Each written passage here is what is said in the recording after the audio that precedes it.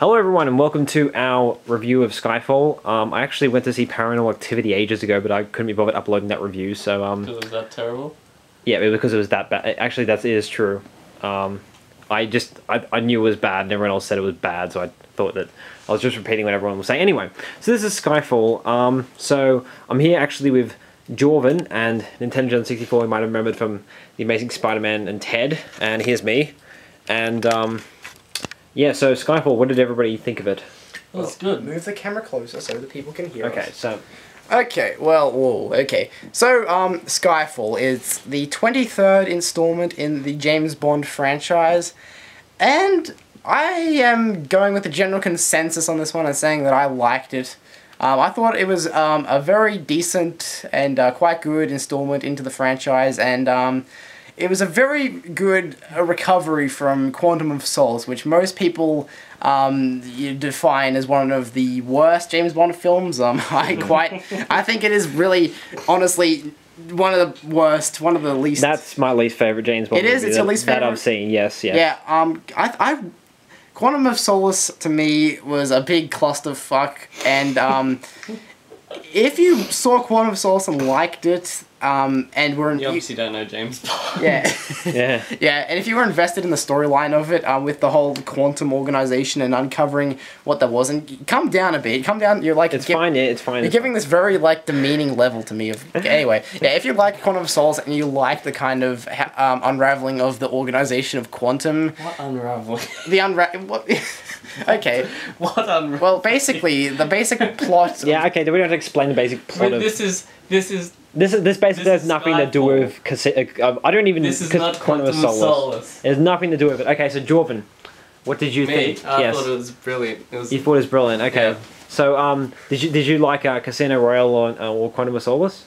I didn't like Quantum. I like Casino Royale. It did drag on a bit. Yeah. But I thought this was like the best Bond movie probably since like back Timothy Dalton, Roger Moore. Oh, okay, yep. Really? Sean Connery days. Okay, so I'll hold the camera. Oh, you hold the camera. Okay, so I'm in the shot that like makes me look, yeah. Okay, so yeah, I thought it was good. I didn't like Casino Royale, and I really didn't like Quantum of Solace. I did like Die Another Day, and I did like GoldenEye. That's probably my favorite James Bond movie, actually. But I haven't seen it in a while, so I don't really know. I didn't like The World's Not Enough at all. But basically, I thought Skyfall was definitely the best since Die Another Day. If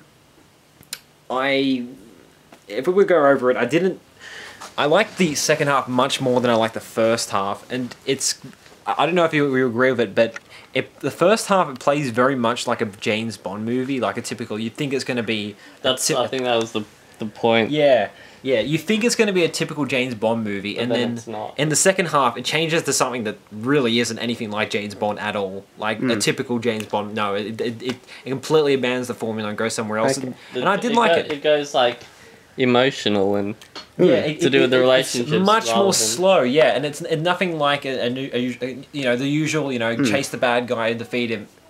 All right. Nothing like that at all in the second half. All right. Well, let's go over the basic plot of this. Let's go from the start. Talk about the stuff that I. Okay, so all you need to know is that James Bond is after some guy who's attacking MI6. You don't know why. Yeah. That's all you need to know. Okay, let's talk about the pre-credit sequence in this one. Now, as far as pre-credit sequences go, this is. I did like this one. That's right. Pre-credits. Yeah, it was alright. It was very intense and kind of Yeah, it was alright. I'm gonna say right now it borrowed from You Only Live Twice. After the pre-credit sequence in that, you think Bond's dead. Like they do the whole burial at sea thing in You Only Live Twice. And that's right. In this one, he gets you've probably seen it all in the trailers. So I'm not spoiling anything when I say he gets shot off of a bridge and you think he's dead, and then it goes to it had a very Dark Knight Rises vibe to it. You know how in Dark Knight Rises, right? Except he wasn't in a pit. Sorry? Except the title didn't come from him just climbing out of a hole.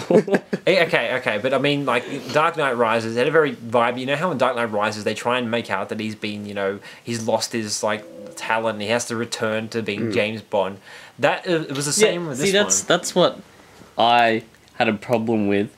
was at the beginning of the movie he was crap. He couldn't take shots. He was very unfit. Then all of a sudden, the end of the movie is an excellent marksman again. He was fine. Yeah, like what was the honest point of having? that? I don't know. It's the same as Dark Knight Rises. Like, what's the deal? Like, what's the deal with these movies? Like, make it seem like the heroes have gone all crap, and then just Well, that's the point. It's to show like a.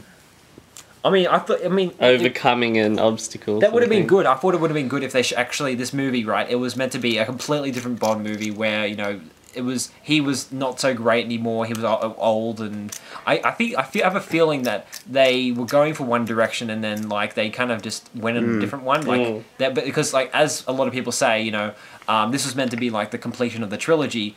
But it really wasn't. Yeah, it was the start of something new. The start of something new. Yeah. Let's just talk about this for a second. Now, basically, the huge overtone to this movie is that it's basically kind of like getting rid of the old regime and like basically trying to topple what's old. And you'll notice that if you've watched Casino Royale and Quantum of Solace after watching Die Another Day and all those other classic Bonds, that they kind of go a bit more of a Jason Bourne kind of route with Bond, and they kind of go a bit of away from the classic cliches and that kind of thing. And this movie was, I guess, exploiting that a bit and trying to like say about how MI6 is irrelevant and redundant and kind of like getting rid of the old ways, but at the end it kind of I kind of noticed that too ways. Because the whole theme of the movie was that sometimes it's good to do things the old-fashioned way. Yeah, exactly. And the whole thing was like, it was kind of saying that. And I get it's sort of like a statement against the past two movies. It was. It seemed to really throw punches at the previous. Me and Angus were talking about the other day. Wouldn't it be great if they had a James Bond movie where like the villain was a classic like James Bond, really campy, and it was all about how the old ways were changing. Yeah. That was kind of what this movie was in a way. Let's talk about. I really want to talk about the villain to this. Okay.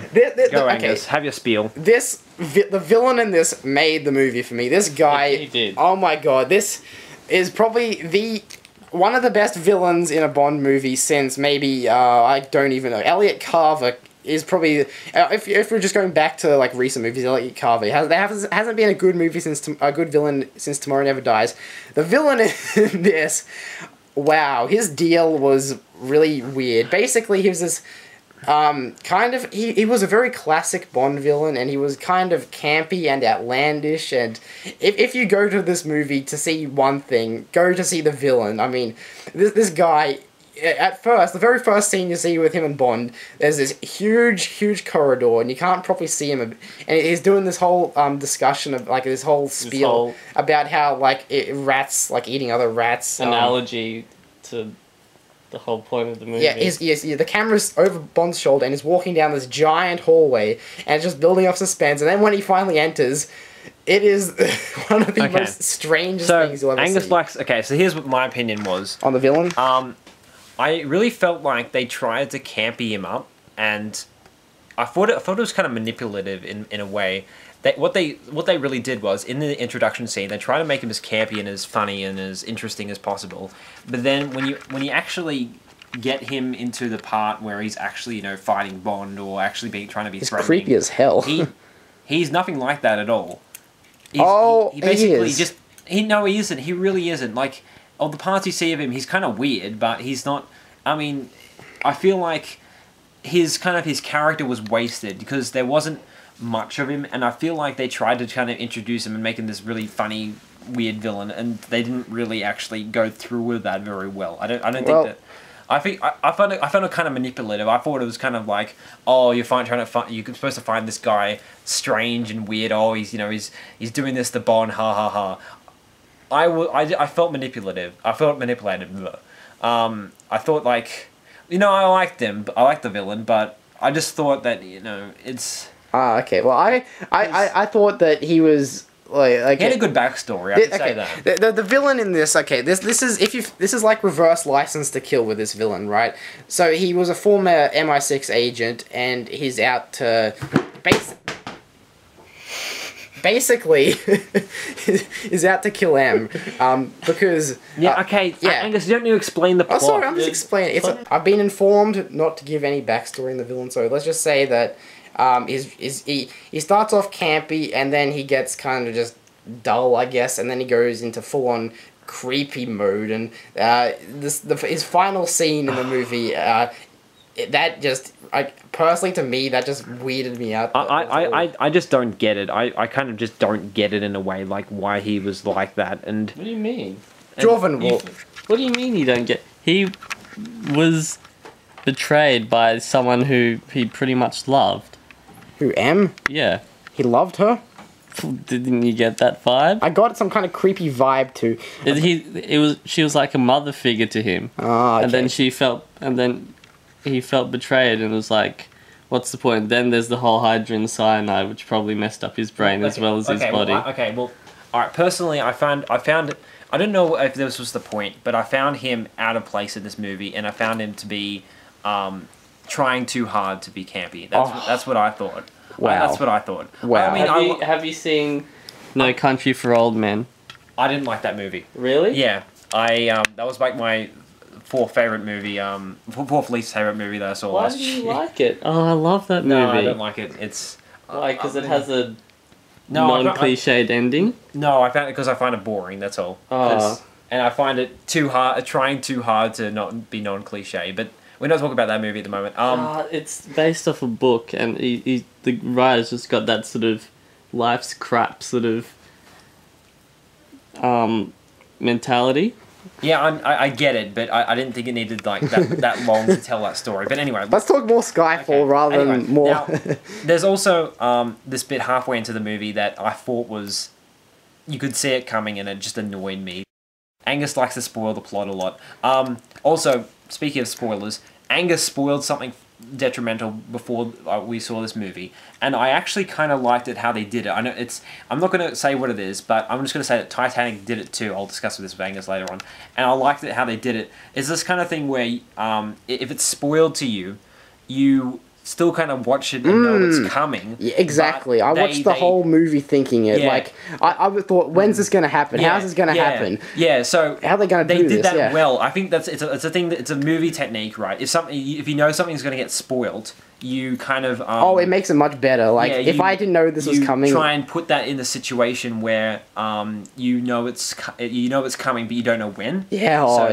So I thought that was really good how they did that. And yeah, I did like this, how they went, like, I mean, Bond is boring as he was in the past two movies. Yeah. But they gave him a backstory in this movie. And, I mean, they kind of gave it a reason why he's so, like, dull and why he's like that. And I really didn't mind it. Like, I didn't, and it wasn't all about Bond, this movie, really. It wasn't. It was his relationship with M, basically. I mean, there was no like Bond chick, like typical Bond chick. No, I made the joke that it's basically about the past. That's all it's about. It's about Bond's past. It's about M's past and the villain's past. I made a joke about it. How yeah, you can hold the camera for a bit now. About how this movie there's no typical Bond girl. The Bond girl is there. Yeah, M is the Bond girl in this movie. Basically, there kind of is the Bond girl, but she she. So I don't get. Is this like supposed to happen before? Is this like a starting of No. Casino Royale was a complete reboot of After Die Another Day, which I guess was a continuation of the GoldenEye reboot. They kind of ended that kind of canon, and they started fresh with a new canon with Casino Royale. So basically, this is following the Casino Royale canon, which still has the same M from the GoldenEye canon, which didn't make sense, but whatever. I don't care. And then what? So it's...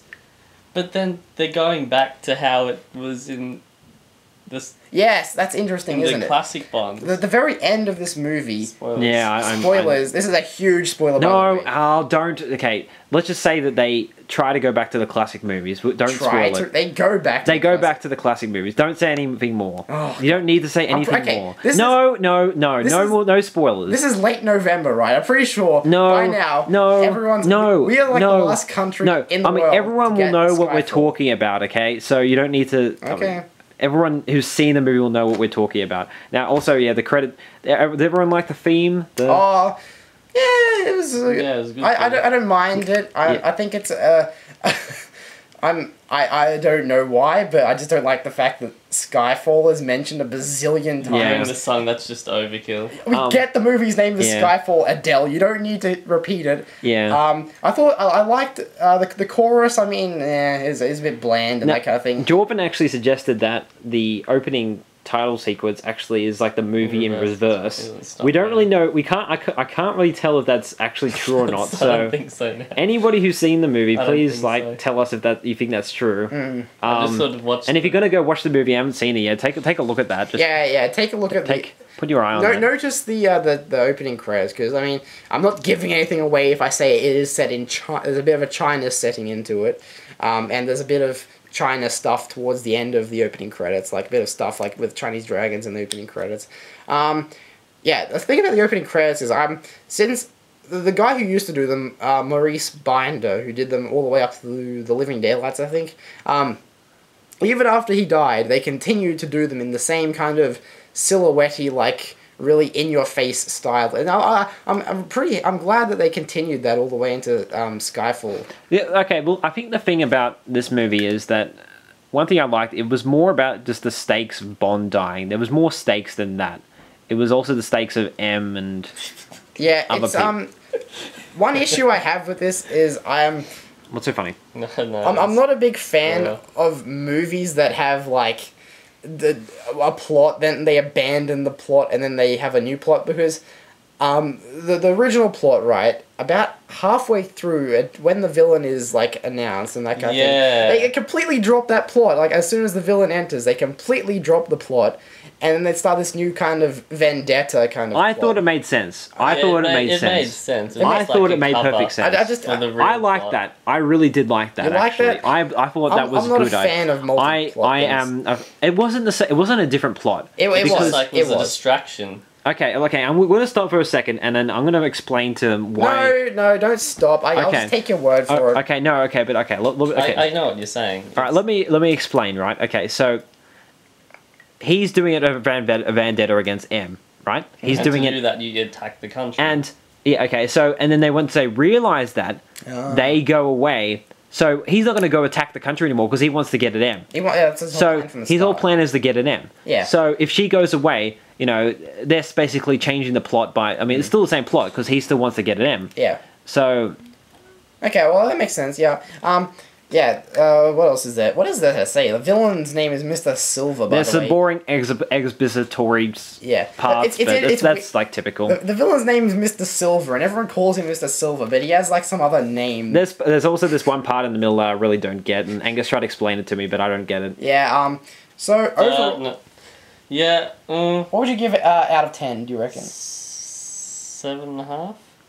So I'd probably give it about an 8 out of 10, I reckon. I'm gonna give it a 7 out of 10. Like, I mean, I agree. It's definitely the best Bond movie since at least Die Another Day. It's definitely a different Bond movie, and it is definitely what I would prefer to Casino Royale. Like this one, Die Another Day. The reason I like it, and same as GoldenEye, is because I like it for a non-serious kind of thing. It's a good movie to. This is not a typical Bond movie where it's like that. It's not a movie where you watch to, have fun. Well, actually, a bit to have fun. There's lots of explosions. There's some interesting... It has to have a really high budget. There's a lot of fun moments, but I mean, it's a much more serious turn on it, and not serious as in realistic. We mean serious as in it deals more with characters and emotions and backstory, and I guess it just makes overall a better movie. Go watch it, do you reckon? Would you recommend it to people? I recommend Skyfall. If you're a James Bond fan, recommend it. Oh, yeah. One last thing before we go. This Bond film marks the 50th anniversary of the series, and unlike Die Another Day, which was the 40th anniversary one, which crammed a ton of references in your face that really distract you. This one takes... This one doesn't do that. It's just subtle. I'm going to mention one thing. The last thing I mentioned before we go. There is a reference to the clicking pen in GoldenEye that I just loved. And also... No, I hated it. There's this other one.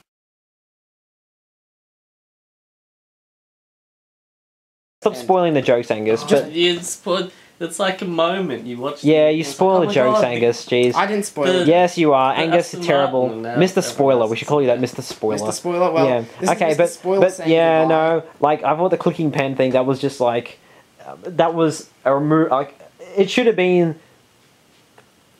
That's what I didn't like about Casino Royale and what's the name? Quantum of Solace. So that's just like showing what's turned bad about. What? No no clicking. gadgets. No clicking. Hey, at least they pen had bombs. Q back in it, even though he's like some young Yeah. But kid. the That point was- is, you don't in I today's didn't society like you don't that either. need gadgets. Yeah. You have like a computer that can do everything. Yeah, the guy, so like the kid says, like he can cause more damage on his computer than that's anyone. the Like, whole point. The gadgets are redundant if you've got a computer network that can hack into Oh anything. And do no! whatever. No, No. they didn't need gadgets in No, this. if Von had a clicking pen, I think he could have destroyed. Okay, the one thing I do miss about the gadgets is how about like the one clever thing that they like use, like each gadget. There's like always one memorable scene where the villain uses the gadget against them or something like that, and they did have that in this one. But the thing, the gadgets, if you look back at the movies, the gadgets are kind of like stupid. They're not. Oh, but that's the That's the fun charm. part. That's the fun Yeah, part of James it's Bond. not- You You they're couldn't great. have a gadget No, that actually does anything. because the actually, no, Mission Impossible. the great had part some about gadgets in it. the great part about the old James Bond movies was that James Bond was given these like outrageous gadgets, right? And you waited to see anything. He just happens to find a time where The he can perfect actually use opportunity it. to use it, yeah. Like he always has the opportunity to use it no matter well, what it they is. did have the gadget in this And- one, kind of. But I guess Two like gadgets, and they Two both gadgets. use them. but I mean I don't mind a movie without gadgets, but don't make fun of the movies with no, gadgets. I know. I just like the reference. to it. Oh, I like the reference. Boo! No, I boo. like. Have you seen Boo. Ghost Protocol? No, I haven't. Oh, that's some pretty cool gadgets. Anyway, I think we'll leave it there. Jorvin, you have anything else to say? Because we kind of like blurred you not out. really. Blurred No. you out. Yeah. Here's the token ethnic in this review. So it's not going to make me like particularly want to go see the next James Bond movie, like because I mean they could just go sour once again. James Bond will return though, as it came back and said. Yeah, but- it's gonna be the same formula, and that's just Yeah, gonna I be don't know, boring. but I recommend it because it's much more meta than and much Yeah, different. it's very meta, very Yeah, meta. and- It's a modern take on the classic It Bond. is kind of what I wanted it to be. Like it's kind of what a James Bond that I wanted it to be, but Yeah. it just didn't quite make the mark. Yeah. 7 out of 10 from me. 8 out of 10 for me because I'm a Bond fan, a freaking huge Bond fan. Much better than Quantum of Much Solace. better. Oh yeah, Quantum of Solace. 100 times better than 100 Quantum of times better. Solace. If you like Quantum of Solace, then you probably still will like this one, even if you did like Quantum of Solace. But even if you didn't like it, you will love this movie a ton more than Quantum of Solace. If you're a James Bond fan, you'll love it even more equally so because of all the I don't think you should references. be so sure, but You will. If you're a James Bond fan, you'll really like this movie. If you're a Daniel Craig fan, you'll like this movie. If you're I thought okay, personally, okay, just we're continuing this, but I thought the references were very. I don't think they were. I don't think they were too subtle in my I think they were fine. because if No. you didn't pick up on half of them. I then, know apparently. I got them. I got the if references. you're someone but- who hasn't watched many of the previous James No, I Bond got movies, them. you I wouldn't got know the them. references. I got the references, but I'm just saying that it's like kind of like, hey, look, guys, 50th anniversary. Look at our references. I mean, Die Another Day already did that, so they don't need to do it again. But I mean, some of the references where they actually did something with them were cool. You'll see what I mean in the movie, but Until then, that's all for us. Until then, I'll see you later. And, Bye. the weird note that ended on, but whatever. Bye.